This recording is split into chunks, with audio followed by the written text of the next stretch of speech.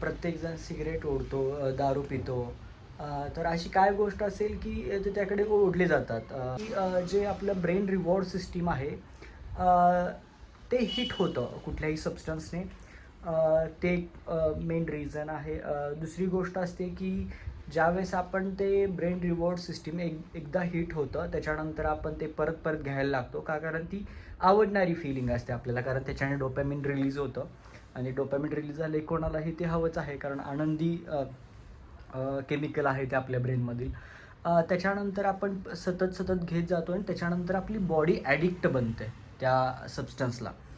त्याच्यानंतर काय होतं की आपण मग आपले जे कोपिंग स्किल आहे, जी एखाद्या परिस्थितीला समजून घेण्यासाठी किंवा डील करण्यासाठी जी स्किल असतं, ते त्याला कोपिंग स्किल बोलतात.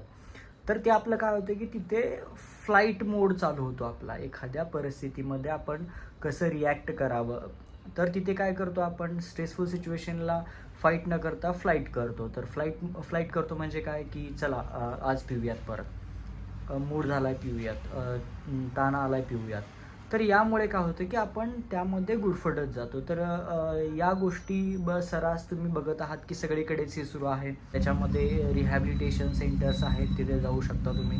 त्यामध्ये डिटॉक्सिफिकेशन आहे, विड्रॉल मॅनेजमेंट आहे, स्टेबिलिटी आहे, त्याच्यानंतर रिलॅप्स प्रिव्हेन्शन आहे की बाबा काय असतं ते, या सर्व गोष्टी घेतल्या जातात. आपले इंटरपर्सनल रिलेशनशिप आहेत, वर्क बॅलन्स आहे, फॅमिली सायको एज्युकेशन आहे, ह्या सर्व गोष्टी ते करून घेतात. त्यामुळे जर आपल्याला दिसून येते की आपल्या घरामध्ये कोणी आहे किंवा आपल्या आजूबाजूला आहे, आपल्या परिवारामध्ये आहे, की तो हळूहळू नशेकडे वळत चाललेला आहे आणि त्याच्या जी ड्युरेशन आहे ती कमी कमी होत चालली आहे. जसं की पहिला 1 महिन्यातून प्यायचा, तर आता तो आठवड्यातून पितोय.